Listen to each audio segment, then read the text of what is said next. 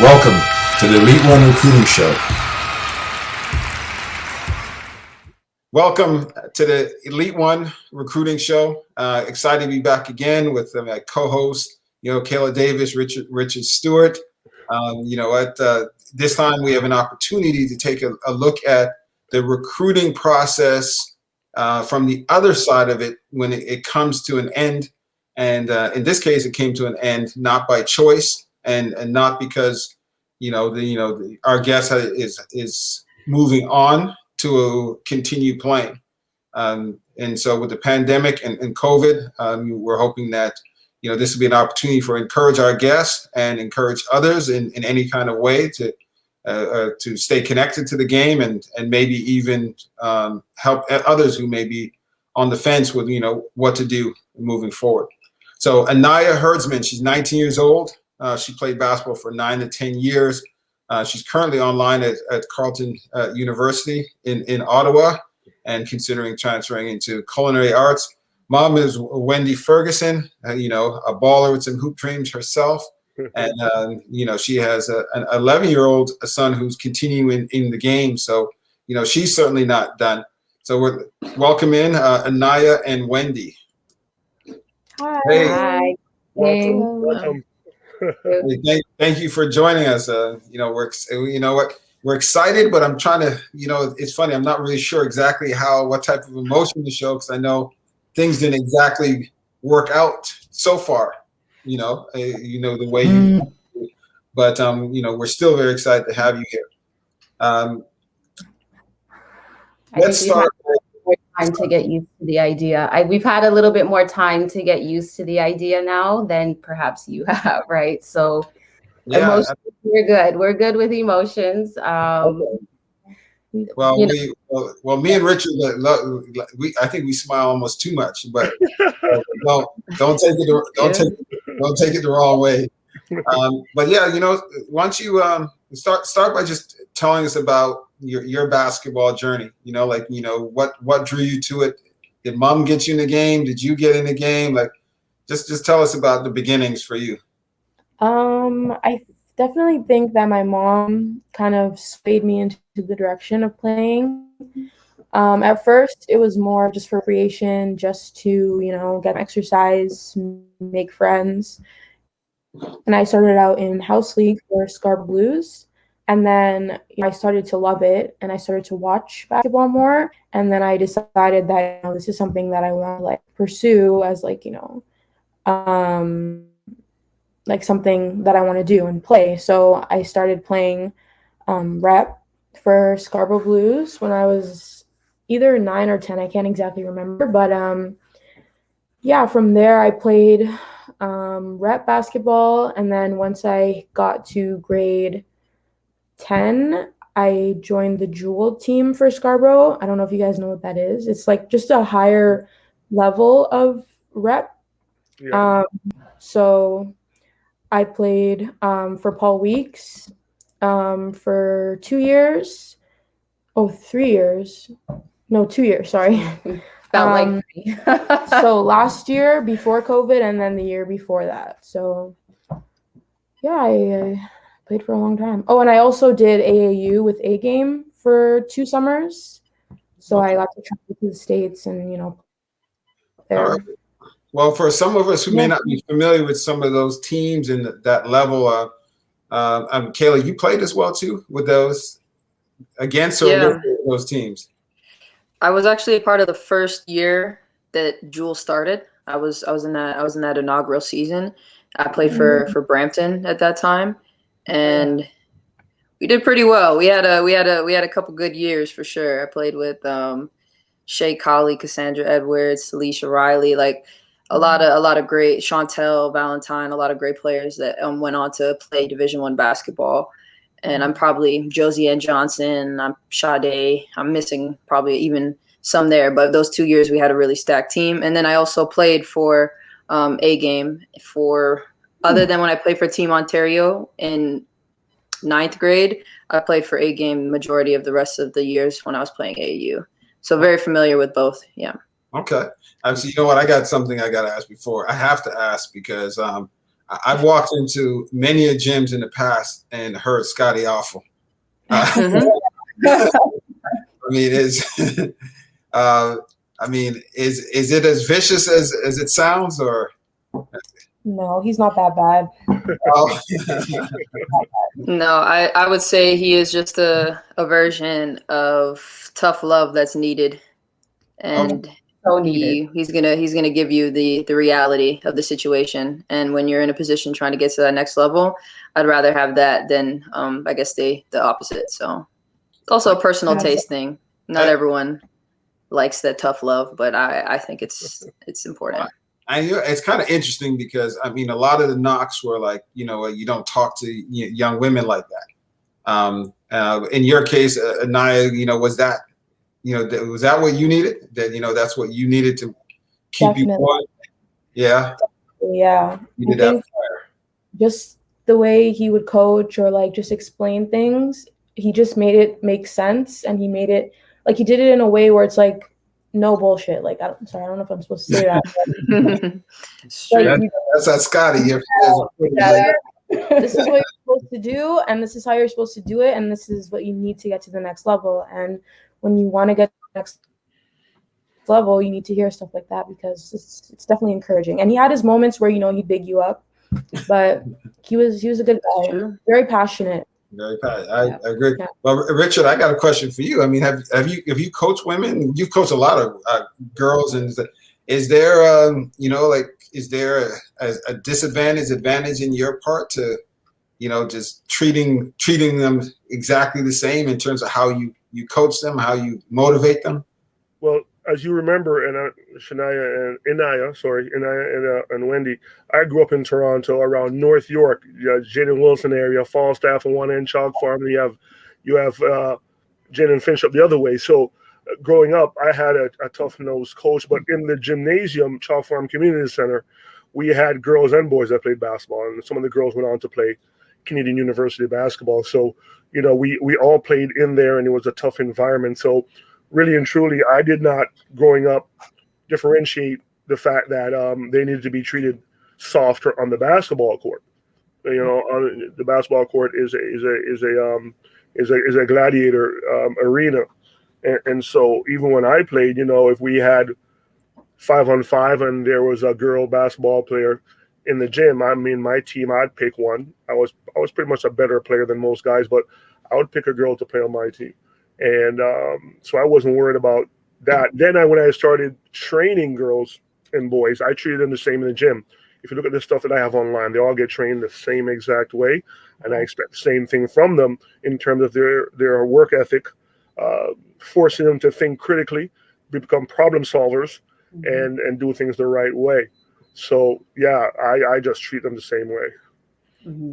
Okay. I have a little side question. Just you can cut this out just because he said, Richard. So like I originally am from North York. I was born at the hospital there, and from when I was born as a third grade, I was like Keelan Rustic. Like right when you get off the 401, there's like a Bellissimo hair salon, and it's like as soon as you get off, I went to public school out there and spent a lot of time at Falstaff. Yes. And I don't know if I shared that, but that's just a random side thing. Man, they got a lot of good hoopers. Yeah. I got Kayla Eglinton myself. So oh wow. Yeah. But I didn't go to running meet. I went to Eastern Commerce because I was playing ball. And back then Eastern Commerce had that was the school. Yeah, right. Boys and girls. So I commuted all the way from the West End to play down. Okay, well let's hear your story. It sounds like we have a similar story. Keelan Eglinton, York Memorial, right at the corner. That's why I lived in Malvern. I lived in Malvern and took the bus, every day. So tell us about your journey to Eastern, Wendy. Well, my older brother got me into ball, so I played tomboy to this day. Hat, you guys can tell, probably. But I played ball very young age, all sports actually, and I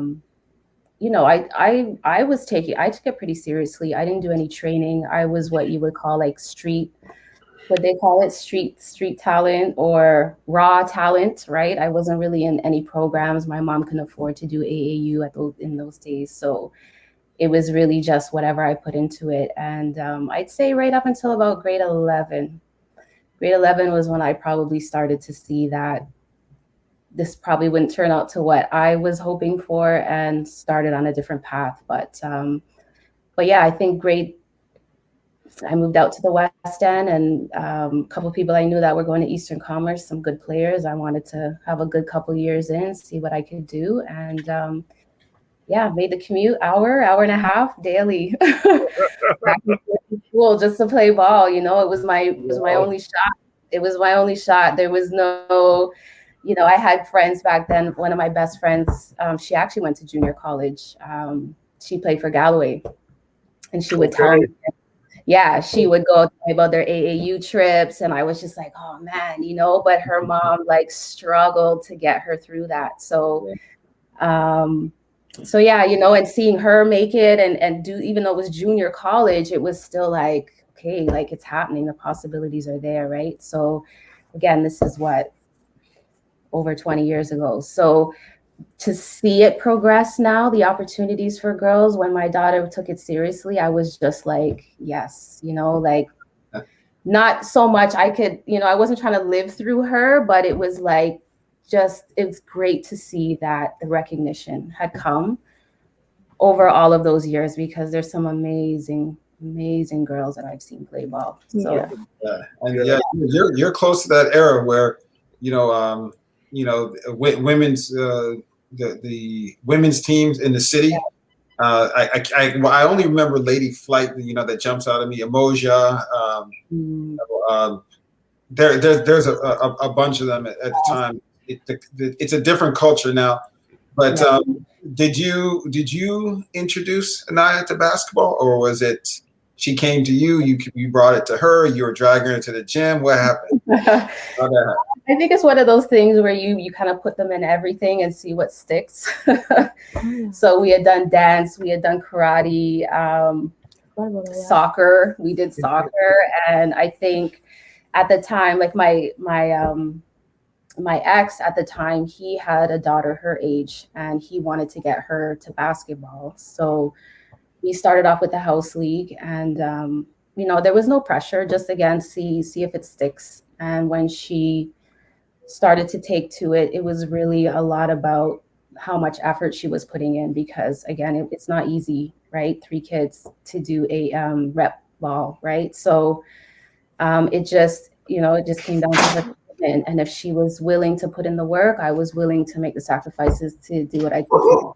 And so okay, she fell in love, and that was it. We just kind of went from there. Cool. One of the things that's interesting to me about hearing the fact that COVID happened and injuries and stuff that make people turn away from basketball is that when I played, and I remember my freshman year, I'm moving from Toronto, and I'd already traveled overseas, playing for Canada, been in Europe, been in Asia for 2 years. So I was already, worldly in basketball. So by the time I got to Philadelphia, it wasn't much of a shock, but I didn't realize how it would affect me. So just to juxtapose what you guys went through, I went to St. Joe's my freshman year, and I got there in August, around November, almost into December, I hit that little wall, and I got that homesickness thing that people talk about. Mm-hmm. And I was considering coming back home. Mm-hmm. So things do happen, and I've seen other guys do it within the Atlantic 10 conference. So guys at Villanova University, Temple University, stuff like that. From where I was looking at it, there are people who just don't continue. Mm-hmm. So it's not really shocking to me that things happen that people don't continue. What happened was I was able to befriend a teammate there, and they saw what I was going through, being away from home, thinking in a different mindset. And nothing to do with basketball. And, I was thinking, man, forget this stuff. I'm going to go back to Toronto, maybe play somewhere else or something. But somehow I got through that wall. And so I just want to share that with you, that the journey for everyone is different. And for different reasons, people have to look in another direction. So it's not really strange to me that Enaiya has to make a decision that changes her course. But I would like to encourage her to look at other possibilities. I mean, there's general manager jobs. I mean, she could be the first female general manager of an NBA team. She could be an NBA referee, WNBA referee, manager of a WNBA team, general manager. There's plenty of things that you can do if you still love the game. It just doesn't mean it's over. And whether there are injuries or just a change of situations like COVID happens for people, it's difficult. However, but I understand. Well, I'm going to, get to it, and in terms of asking you that tough question, I'm going to, what was the feelings, the emotions, what was taking place when you, realized that, I may have to let this thing go. Tell us about that. So last year, right before COVID, we were practicing, getting ready to start our season. We only played one preseason tournament, and that's when I got injured. It was 3 games, and I got injured in the second game. I twisted my ankle, like the worst injury I've ever had.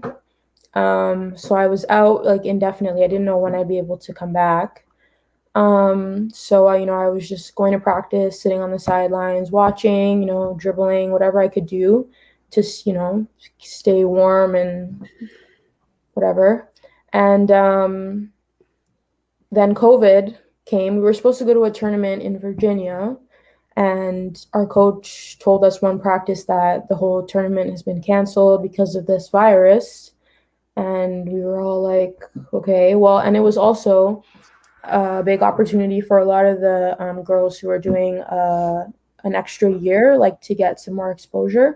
And so that shut that down for them as well. So we were all pretty upset and pretty confused. And then all of a sudden, like, we went into lockdown and we couldn't practice or play. So we were all at home. We found out through email that our season was canceled, and like there was nothing we could do because we were in lockdown in a pandemic. So then there was a few Canadian schools that were recruiting me at the time, but like they wanted more film.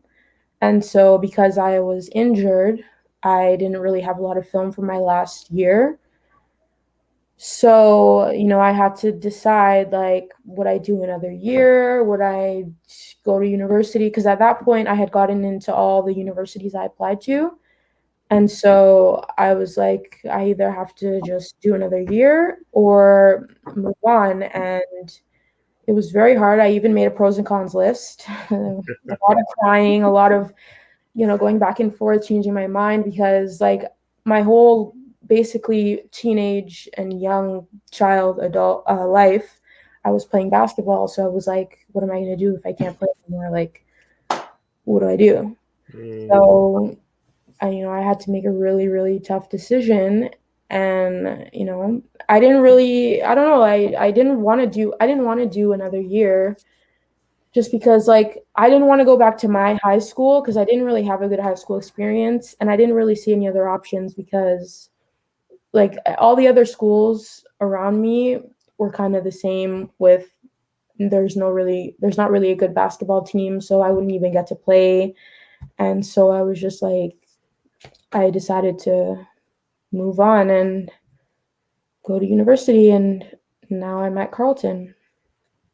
I do feel it for you. I think that, in terms of, I think we can all empathize because we all had to at some point, end our basketball journey or career on the court.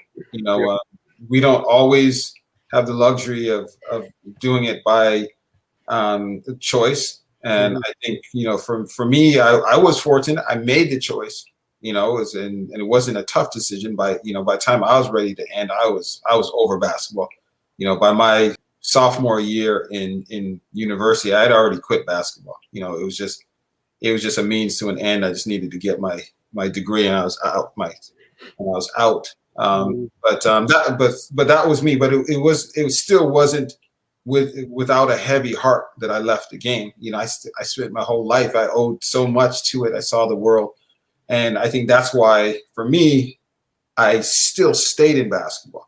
So even though I ended playing in my heart, it ended early. But, you know, what I felt like I owed back to the game is what kept me building, creating, coaching, developing, you know, events and programs. So that's the other side of it. How about anybody else? Who I know, Kayla, Richard, by choice or by somebody else's choice? Combination of both for me, but mostly my choice.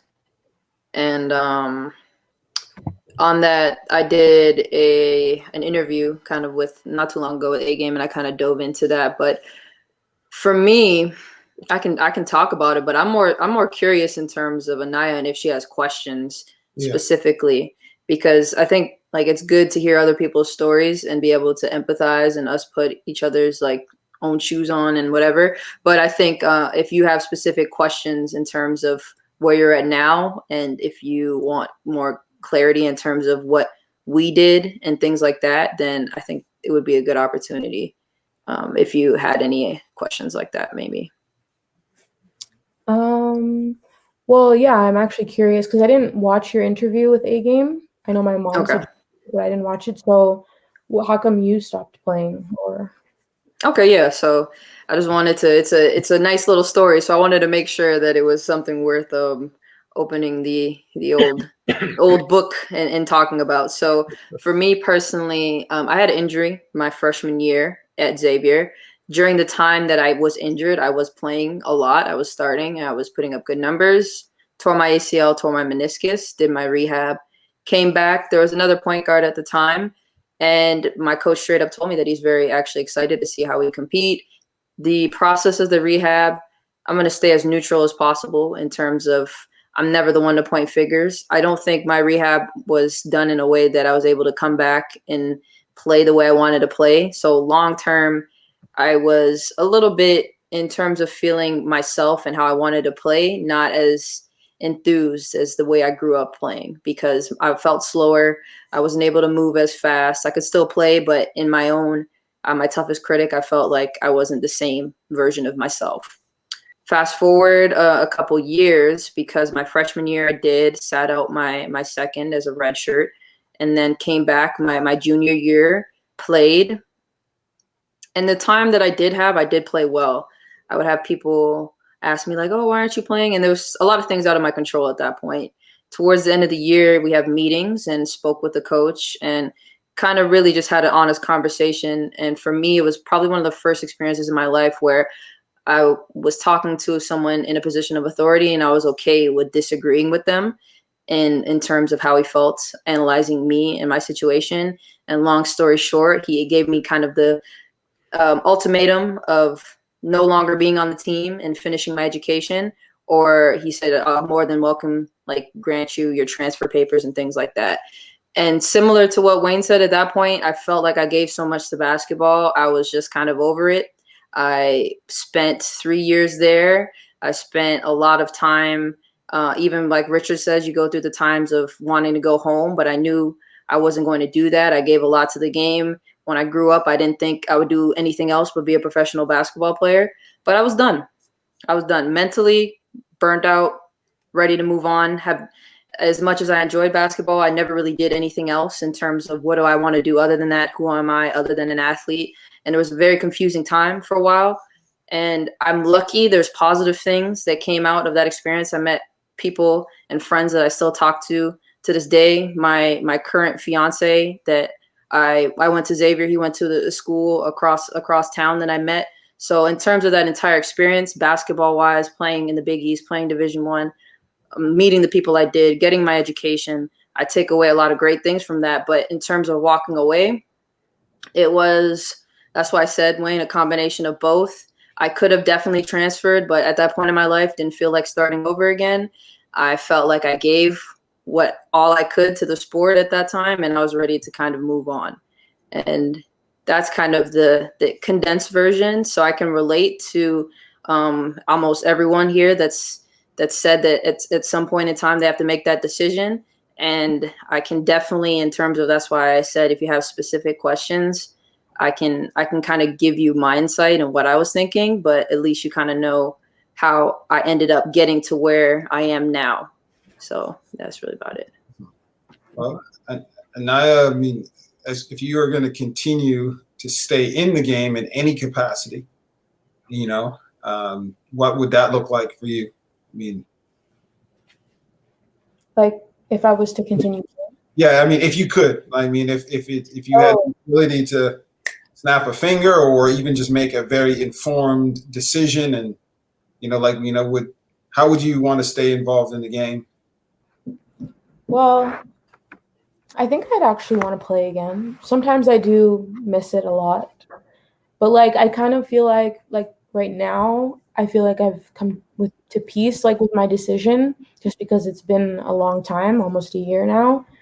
But like I definitely do miss it, and I would want to play again if I could.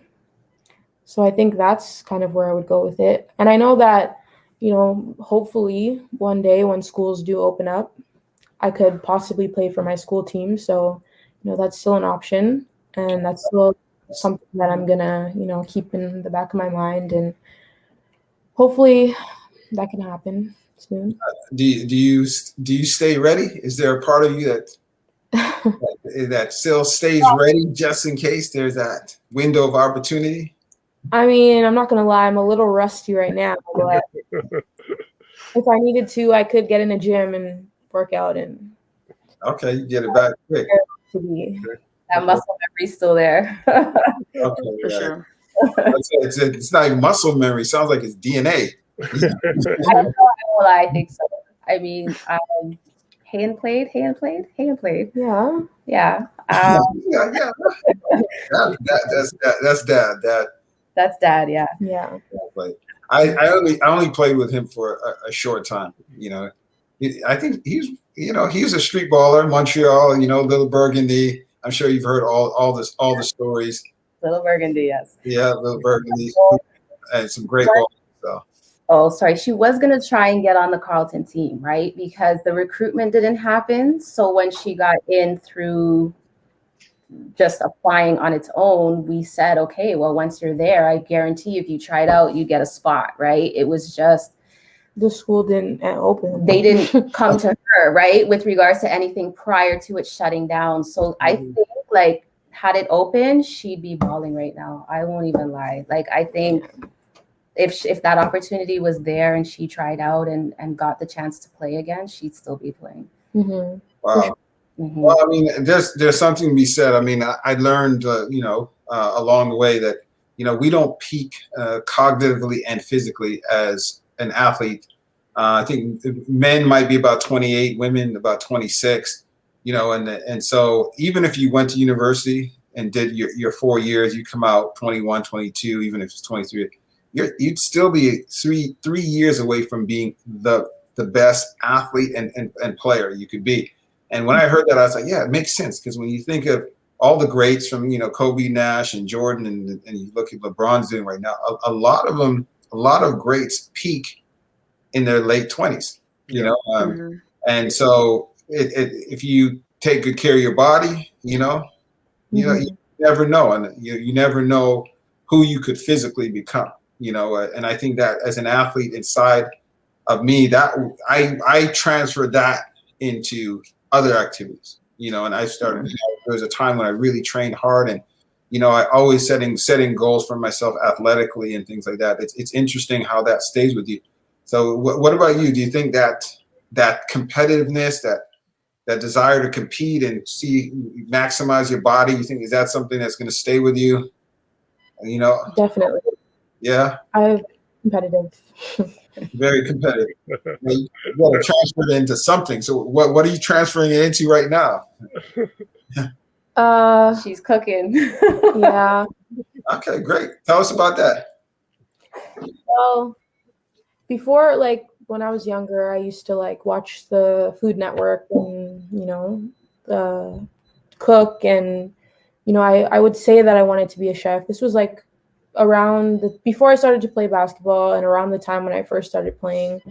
before I like developed my love for the game, I really wanted to be a chef, and then I found basketball, and then I wanted to be a basketball player. And since COVID happened, I really kind of got back into it and started cooking a lot. And I never really thought that I would go to culinary school, just because I thought I would be in a school playing ball. But I did a lot of thinking, and I decided that I wanted to transfer from Carleton to George Brown into the culinary management program. So I applied a couple weeks ago, actually, and I got in. So congratulations. Thank you. So I'm going to be switching over to George Brown in September to do culinary school. Okay, nice. All right, and Mom, how about your feelings? And what did you say to Enaiya? What have you shared with her? When she's going through this. I won't lie. Selfishly, I had her in the sport to keep her focused and disciplined and off the streets and out of the malls. And I think I succeeded with that plan. And I've always told Enaiya, this isn't for me, this is for her. So again, as long as she's putting in the work and she still has the love and desire, I will always do what I can to support that. And I think I did, right until the end, when it was down to, okay, I'm going to switch directions, right? Like, I'm not going to pursue. I mean, it was really stressful trying to decide if she was going to play that extra year.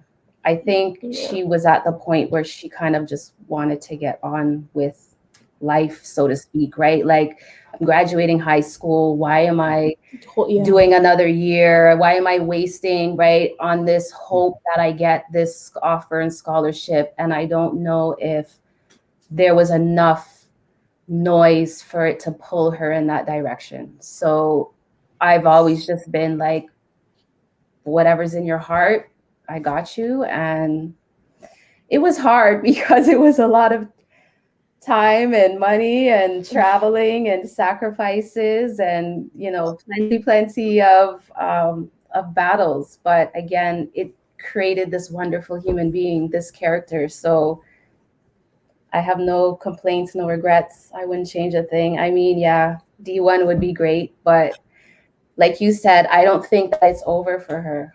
I mean, there's so many things she can do with this.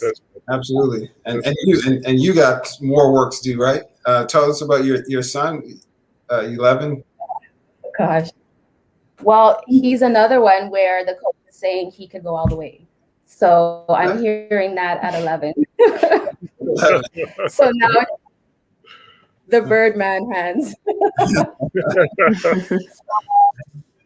If I didn't get this one, I'll get this one, right? But I just love it. I just love that they love it.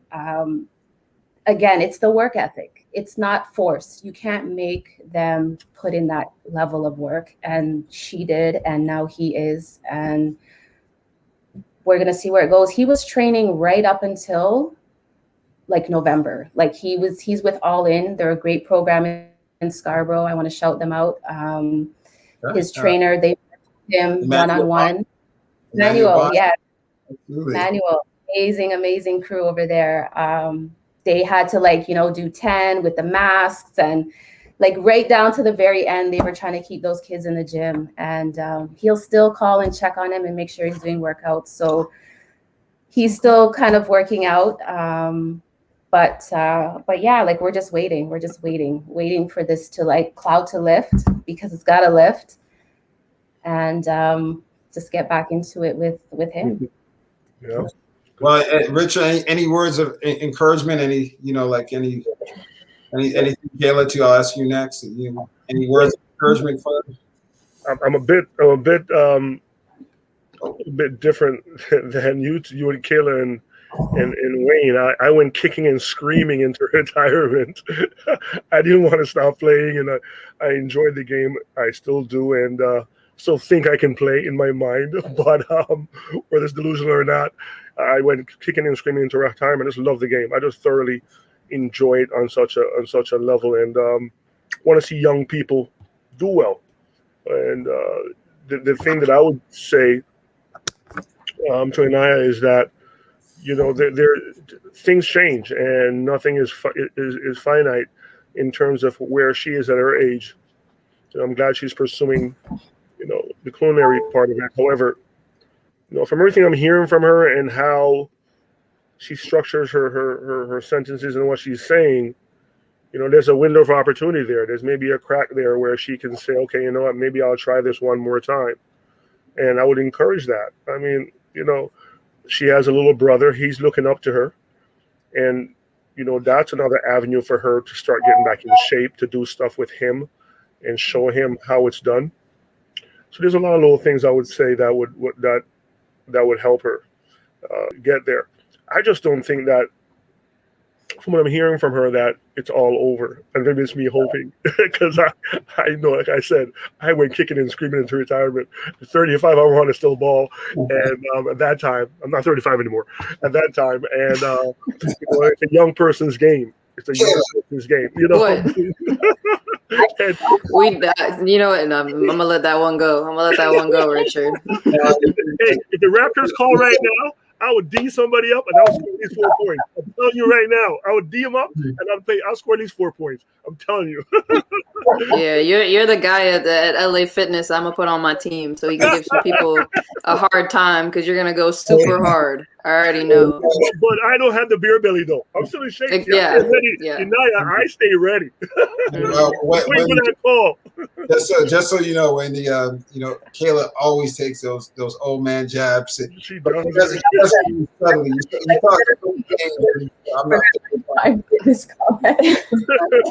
Yeah, I got to work on my facial expressions. When you were talking about 28 being your peak, I was going to ask you to calculate how far you were from that, but I let that one go too. It's a lot of math. That's a lot of math. It is a lot of math. It's all good though. Hey, Richard, in the heart though, I haven't even hit that yet. Mm-hmm. That's right. I'm waiting for 28 in here. For sure. Kayla, any words of encouragement for them? Yeah, so I can actually attest to the fact that when I took a step away from the game, I graduated from Xavier, came back home, didn't really know what I wanted to do. I had my degree, but I ended up working at retail at Champs, spent some time there, and I got a call from a school. Basically, an assistant coach that coached me at Xavier was friends with another coach that had a coaching opportunity at a school in Baltimore called Towson. And at this point, I didn't play my senior year, and I was probably at home for another 8 months, so almost about 2 years away from playing. And in between that time, I was also considering, making a possible comeback at some schools in Canada. I visited a few. And then once I got that call, I was like, if I'm going to do it, let me just go and do it. And when I went there, I kind of got my sense of closure. And when I found out that it was more so my body not letting me do what I wanted to do, and I gave that extra, all right, what if? And I was able to close that chapter in terms of mentally how I felt a little bit better. So that might be an opportunity for you down the line. This is probably the first year, I'm 25, that a school in Canada hasn't reached out at some point to ask me to continue to play. And they're like, you're still young. And I'm telling them I'm done. And I train. And they're like, no, I see your videos on Instagram. I'm like, no, trust me, man. No, I'll have to be icing my knees. Right. So that is one piece of advice for you. If playing again gives you closure, that's great. If not playing and you figure out a way to find closure, that's great too. But in terms of figuring out, even really digging deep into terms of why did you play basketball? Because maybe when you identify those things, you can really give yourself closure as well. When you think about what were the reasons and why it made you happy, or what you identified yourself with when it comes to basketball, like asking those questions is like when you really think about it in terms of what you got from it and the feelings, you can find other outlets for that. Right. So that's my main kind of, I guess, summarizing in terms of advice are those two things. Find a way to really, if you want closure, whether it's playing again and you get that, or figuring out through really diving into the whole culinary aspect of what you're doing, just either way, take some time. And I know you already said it's been a year, and you'll be surprised in terms of me. After that first year, I didn't really want to be in the gym, didn't want to be around basketball. I was like, no, nothing to do with it. And then somehow I ended up coming back and being in the skill development. So don't rule anything out, and really just self-reflect and find what you like as an opportunity in terms of what you're doing now and what you can really invest your passion into, and whatever is meant to be. I truly am one of those people that I feel like will be. So. Yeah. You don't want to have any regrets. Just do the best you can in what you do. At the end of the day, look in the mirror and say, I gave it my all. I tried my best, and this is over and it's out of my blood, or I can make other inroads into helping other people love the game. So it all depends where you're at. So Kayla's absolutely right. Once you do some introspection, you'll find out which path you need to go on. You're only 19. I mean, my gosh. Yeah. You just, Yes.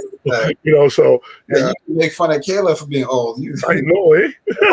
Oh man, I could still be 19. I could still be. I could make myself look 19.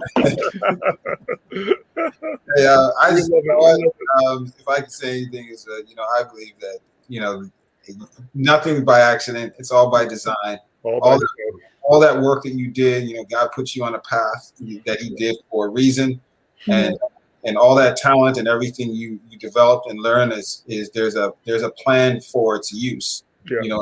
And you can do it cooperatively, or God's going to just draw it out of you. But one day, but it's there for you to inspire and encourage, and whether that's your little brother or whatever, but it's there for you to use, and and time, and like everyone's saying, and time will reveal exactly how that's going to be, but it's not going away. I don't believe it. I don't believe it either. I feel myself like that too. You know how many times I was like, I hate basketball, this. Look at this. We're still doing it. 7.5 years later. Almost. I'm almost 28, and look at it. I'm still. I'm almost about to hit my peak, and I'm still. Wait, 28. All right. Cool. Use that one too, then. Yeah. All right.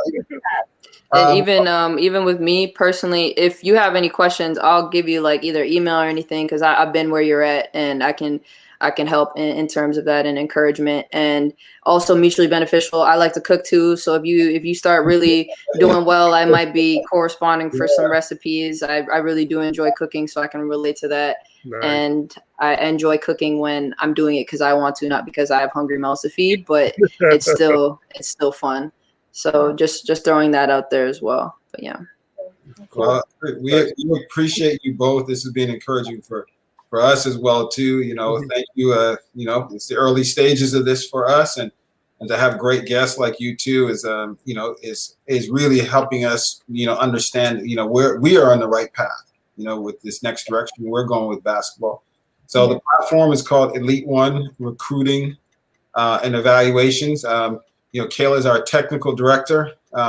She's as sharp as they come in the game of basketball, and and we're excited. We love working with her. Yeah. Richard is, as you can tell, he's our passionate vet. He knows the game inside and out. And every time I talk to him, I'm learning something out of the game, about whether I want to or not. Yeah, that's right. If you want to tap into us on any level, Wendy, not either one, or whether it's life or basketball, as a team, we got you. So thank you very much. Thank you, guys. Thank you so much. Pleasure to meet both of you. Yeah, you as well. All the best, everyone. Good luck. All right, good. Have a good rest of your night. Yeah, you too, guys. Take care. God bless you. God bless you. All right. Okay, take care. Take care. Bye.